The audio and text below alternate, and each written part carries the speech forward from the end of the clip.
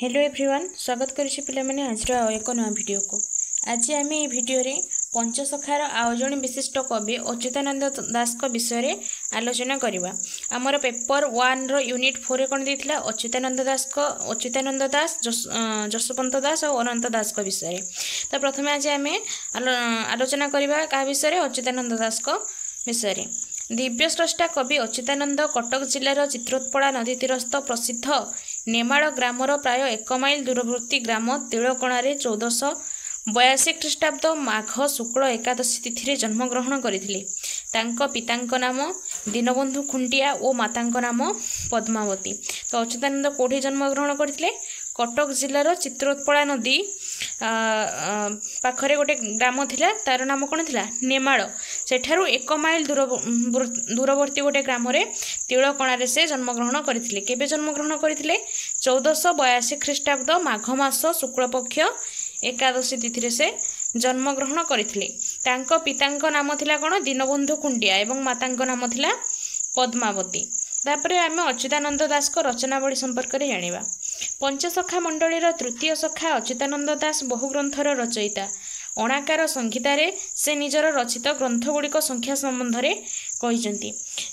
पंचसखार जो कवि थिले अच्युतानंद दास से मध्य कौन करथिले? अनेक गुड़िए ग्रंथ सब रचना करथिले। जो भली भाव में बलराम दास एवं जगन्नाथ दास निज निजर ग्रंथ पाई जनमानस रे परिचित होइथिले, ठीक सेहीपरि अच्युतानंद दास मध्य अनेक गुड़िए ग्रंथ रचना करी जाइजंती। एवं से जो ग्रंथ गुड़िक रचना करिसेंती से संपर्क में से कौ ग्रंथ रे कहिसेंती? तांकर रचित अणाकार संहिता। से अणाकार संहिता रचना करथिले एवं से ग्रंथ रे से जो ग्रंथ गुड़िक रचना करिसेंती से विषय रे से सूचना देइजंती। से कौन कहिसेंती अणाकार संहिता रे? 36 संहिता 78 गीता वंशाणु सप्तविंशरे उपवंशाणु 12 खंडबेनी भविष्य शतखंडरे पद पद्यावली लक्षे गजे ग्रंथ सबु श्रीकृष्ण महिमा तो आगे कहलु बरज कुमार ब्रह्म सारस्वत सीमा। कौन कहगला? 36 संहिता 78 गीता वंशाणु सप्तविंशरे अर्थात 36 संहिता से रचना करिसंती एवं 78 गीता एवं वंशाणु सप्तविंशरे अर्थात वंशाणु जड़ित से केते खंड रचना करिसंती? सप्तविंश अर्थात 27 गुड़ी से वंशाणु जड़ित रचना करिसंती। उपवंशाणु 12 खंडबेनी भविष्य शतखंडरे उपवंशाणु चरित केतोटी? 12 खंड अर्थात केते? 22 गोटी उपवंशाणु चरित एवं भविष्य शतखंडरे अर्थात 100 खंड भविष्य मालिका से रचना करिसंती बोली कहिसंती। पद पद्यावली लक्षे गजे ग्रंथ सबु श्रीकृष्ण महिमा। पद्य पद्यावली ढगढमाली एवं भजन से केते गोटी रचना करिसंती? प्रायतः लक्षे ग्रंथर से रचयिता। एठारे लक्षे ग्रंथर लक्षे ग्रंथर अर्थ बहु संख्यक ग्रंथ बा असंख्य ग्रंथ। एठारे लक्षे कहिबार अर्थ कोन? माने से पर्टिकुलर लक्षे ग्रंथ रचना करि नाहंती, किंतु से असंख्य गुड़िए कोन रचना करिसंती? ढगढमाली पदपद्यावली एवं भजन से रचना करिसंती बोली कहिसंती। एवं सबु गुडा केउ महिमा उपरे वर्णना कराइछि? श्रीकृष्णଙ୍କ महिमा उपरे वर्णना कराइछि। सेतिबे से कोन कहले? 36 संहिता 78 गीता वंशाणु सप्तविंशरे उपवंशाणु 12 खंडबेनी भविष्य शतखंडरे पद पद्यावली लक्षे गजे ग्रंथ सबु श्रीकृष्ण महिमा तो आगे कहलु बरज कुमार ब्रह्म सारस्वत सीमा। ठीक अच्छे से यहाँ अणाकार संहिता रे कहिसंती एवं निजर जो ग्रंथावली संपर्क से वर्णना करिसंती। तांको द्वारा रचित ग्रंथगुड़िक हेउची हरिवंश, शून्य संहिता, गोपाल ओगाळ, गुरुभक्ति गीता, ब्रह्म संहिता, दशपटल, अष्टगुज्जरी, शून्य गीता, बट संहिता, ज्योति संहिता, उदय कहानी, क्षेत्र संहिता, शब्द संहिता, भक्ति संहिता, पटल संहिता, सारस्वत मालिका एवं कैवर्त गीता। से आहरी पिला माने मध्य अनेक गुड़िए कौन सबू रचना करिसंती ग्रंथ गुड़िक। सेति मध्यरु कौन थिला? केते गुड़िए प्रकाशित थिला एवं अन्य केतेक अप्रकाशित मध्य थिला। ठीक अछि। वर्तमान आमे कौन जानिबा? तांकर केते गुड़िए जो प्रमुख ग्रंथ जो गुड़िक पई से कौन लोकप्रिय होई पारिथिले से भली केतेक ग्रंथ संपर्क रे आमे आलोचना करिबा। प्रथमे देख पिला माने तांकर अति लोकप्रिय ग्रंथ जोटा कि वर्तमान मध्य माने प्रचलित होउची ए ग्रंथ गुड़िक वर्तमान मध्य लोक पढ़ुचंती सेमती एक ग्रंथ विषय आलोचना करवा। सेमती एक ग्रंथ कौन तांकर हरिवंश। ठीक अच्छे। ओडिशारे यह ग्रंथटी खूब आदृत। बलराम दास को दांडी रामायण और जगन्नाथ दास को भागवत भली यह अति लोकप्रिय। यह 7 खंडरे विभक्त, एणु यहाँ 7 खंडिया हरिवंश कहुए। जमती बलराम दास दांडी रामायण और जगन्नाथ दास भागवत, सारला दास महाभारत से प्रसिद्धि अर्जन करते से भली भाव में ओडिशा रे ग्रंथटी कौटा हरिवंश लोक मान द्वारा आदृत लाभ करिछि। एवं यह केते खंडरे पिला माने विभक्त 7 गोटी खंडरे विभक्त। सेतिपय याको कोन कहा जाय 7 खंडिया हरिवंश बोली मध्य कहा जाय। ग्रंथर मंगलाचरण रे प्रथमे गणनाथ, द्वितीय रे सर्वमंगला, तृतीय रे हरिवा विष्णु, चतुर्थ रे शारदा बा सरस्वती और शेष रे पुनर्बार दीनबंधु भगवान वंदना गान करा जायछि। ग्रंथर आरंभ रे देख जो माने सब ग्रंथ रचना करुथिले से समय से माने कोन करुथिले ग्रंथर आरंभ रे सेमानकर इष्ट देवादेवी हुंतु किंबा विभिन्न देवादेवींकर हुंतु से माने तांकर वंदना गान करुथिले। सारला दास मध्य महाभारत एवं अन्य ग्रंथ रे जेमती विभिन्न देवादेवींकर माने वंदना गान करिसंती।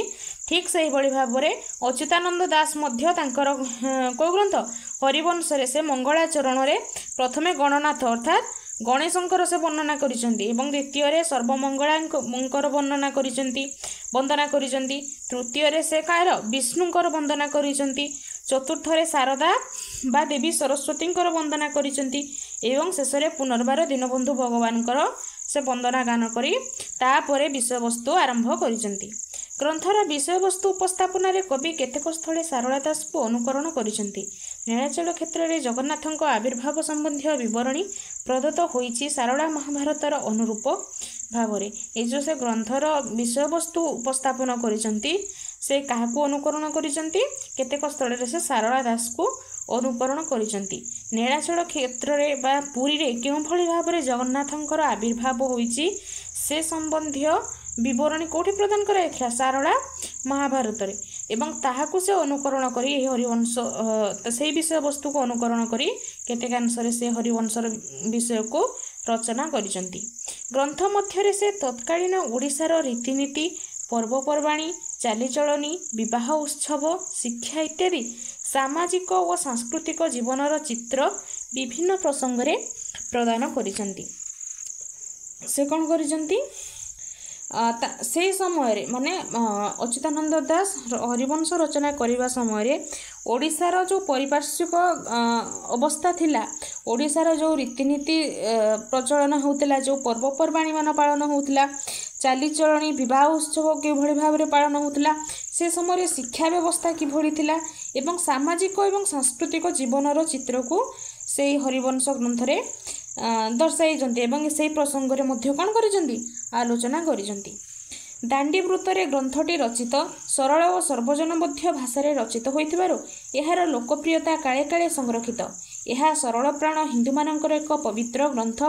यहाकू शुणिले बा शुणाइले अपुत्रिक पुत्र संतान लाभ करिवार विश्वास एबे मध्य ओडिया समाज रे प्रचलित। यह ग्रंथटी को वृत्तरे रचना करा जायथिला दांडी वृत्तरे रचना करा जायथिला एवं यार भाषा मध्य थिला सरल, जो भली भाव में समस्त पाठक बुझी पारिबे सेही भली भाषा रे से याको रचना करिथिले। सेतिपई यार लोकप्रियता कोन वर्तमान पर्यंत मध्य रहिछि एवं आगको मध्य रहिबो। हिंदू मानकर यह एक पवित्र ग्रंथ, हिंदू मानकर एक पवित्र ग्रंथ भाव में हरिवंश को ग्रहण करा जायछि, जहाकू शुणिले एवं काहाकू पढ़िकी शुणाइले अपुत्रिक पुत्र संतान लाभ करे बोली वर्तमान मध्य ओडिया समाज रे विश्वास रहिछि। तापर आसुछि शून्य संहिता।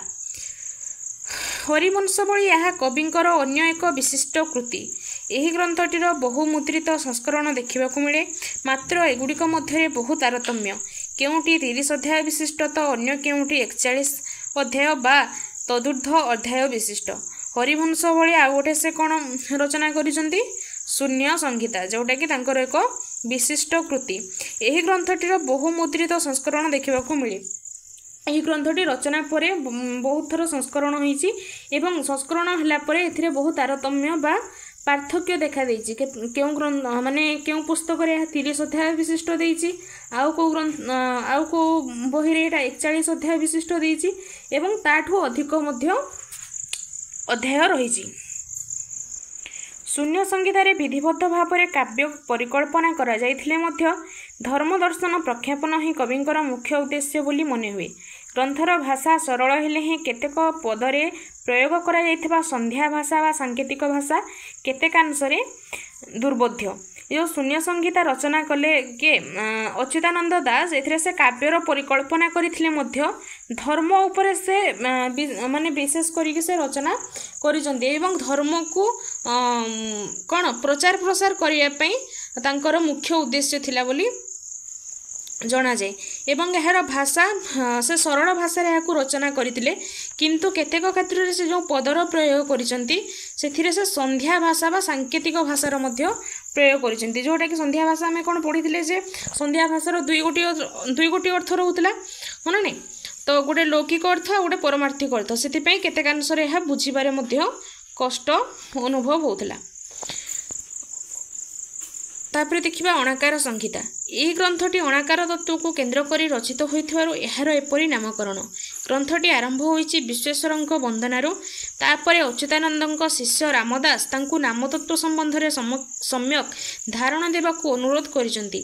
अच्युतानंद दास नामर महिमा बखाणीचंती। अणाकार तत्व को केन्द्र आधार करी अच्युतानंद दास कौन रचना करिसंती अणाकार संहिता। सेतिपई ग्रंथर नाम जेहेतु अणाकार तत्व को आधार करी से ग्रंथटी रचना करिसंती सेतिपई तार नाम कौन अणाकार संहिता।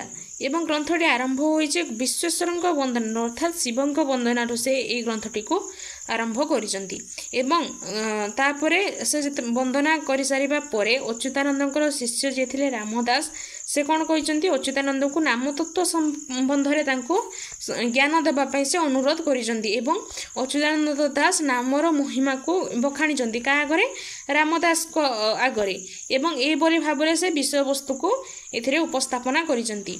एही ग्रंथटी 162 पद विशिष्ट बंगलाश्री रागरे रचित। भाषार शब्द काठिन्य परिलक्षित नहेले हे तत्व प्रख्यापक हेतु समस्त पक्षे भाव बुझा सहज नुहे।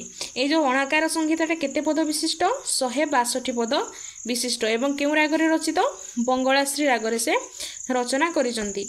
ए जो रचना कले अणाकार संहिता तार से अति कठिन भाषा प्रयोग करना किंतु से जेहेतु नामतत्व बखाणी क्या आगे रामदास को आगे जेहेतु से तत्व को विश्लेषण करें बेले बेले कौन हुए पाठकों पक्षरे माने बुझा असंभव हुए।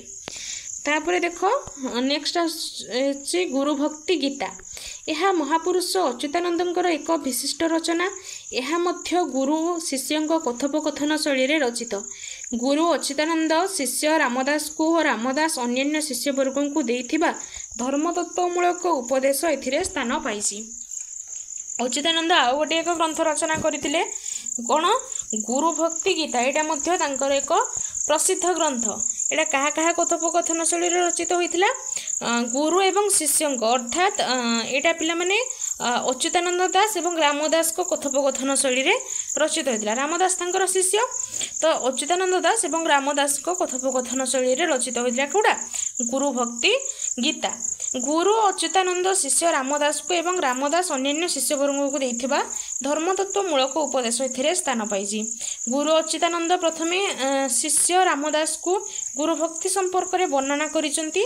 तापरे रामदास काहाकू रामदास पुणी तांकर शिष्य माननकू धर्मतत्व संबंध रे उपदेश देइचंती धर्मतत्व संबंध रे ज्ञान देइचंती एवं गुरु भक्ति संपर्क रे मध्य से बखाणीचंती का आगे अच्युतानंद दास रामदास को आगे कहिचंती। तापरे रामदास तांकर जो अन्य शिष्य माने थिले सेमानंकू बुझाइचंती। अच्युतानंद दास आउ गोटे ग्रंथ रचना करथिले गोपाल उगाल। ए ग्रंथटी अति लोकप्रिय अति क्षुद्र रचना भाव में उपलब्ध हुए। यह हास परिहास छल रचित। राधाकृष्ण लीला को आधार करी जो 12 गीत एथिरे स्थान पाइछि ताहा अति मनोरम और हृदयस्पर्शी। प्रतिवर्ष गोपाल माने नंदोत्सव पालन अवसर में नृत्य प्रदर्शन करी यहाकू आवृत्ति करिथांती। से गोटे कौन रचना करिसेंती गोपाल ओगाळ एटा मध्य ओडिसा रे बहुत लोकप्रिय हो पारिथिला। एटा गोटे क्षुद्र रचना, बहुत छोट रचना, माने छोट संक्षिप्त भाव से ये ग्रंथटी को रचना करथिले, किंतु वर्तमान गोटे पोथी मिली एवं एथिरो जना पड़ी जे ए ग्रंथटी छोट ग्रंथटी नुहे, यार आकार बहुत विराट बोली एवं यहाँ को कौ छल रचना कराई हास परिहास छल वर्णना रचना कराई। राधाकृष्ण तत्व, वंशी तत्व, पुराण तत्व, फूल तोड़ा, गोवर्धन पूजा ये सब संपर्क में, गरुड़ हनुमान युद्ध, रुक्मिणी सीतावेश ये सब संपर्क में पिला माने वर्णना कराई। एवं एथिरे कौन राधाकृष्ण लीला को आधार करी 12 मासी गीत रचना कराई एवं स्थान पाई, जोटा कि अत्यंत हृदयस्पर्शी एवं बहुत सुंदर लगे। प्रतिवर्ष गोपाल माने जेतेबेले नंदोत्सव पालन करती से माने कौन करती गीत को गान करती एवं यह नृत्य प्रदर्शन करी ये ग्रंथटी को आवृत्ति करती। एथुर पिला माने तुमे लिखिपार मुझे लिखिनी गोटे पद एथुर लिखिपार जितेबले जदि परीक्षा रे पड़ो। आद्य मार्गशीर शिशिरे शीत, श्रीकृष्ण जानती राधिका चित, दुखीर जीवन दुखी संगात, काहू आनी देवी कमलाकांत। ठीक अच्छे। तो ये ग्रंथटी गोपाल ओगाळ जो ग्रंथ यहाँ गोपाल मानकर अति प्रिय ग्रंथ थिला। यार भाषा मध्य सरल थिला एवं हृदयस्पर्शी थिला। एभली भाव में अच्युतानंद अनेक गुड़िए ग्रंथ रचना कर जो कि से आज पर्यंत मध्य ओडिया मानक हृदय रे रही। तो आम अच्युतानंद दास को संपर्क में जानिले। आउ दुई जन रहिले कि ये जशवंत दास एवं अनंत दास। तो नेक्स्ट वीडियो रे आम जशवंत दास एवं अनंत दास को संपर्क में जानिबा। आजर भिडियोटी को ये रखुची। जदि भिडियोटी भल लगी थाए ताहले चैनल को सब्सक्राइब करेंगे, लाइक करेंगे, कमेंट करेंगे, आउ सांग मानक सहित शेयर करेंगे। रखुची। जय जगन्नाथ।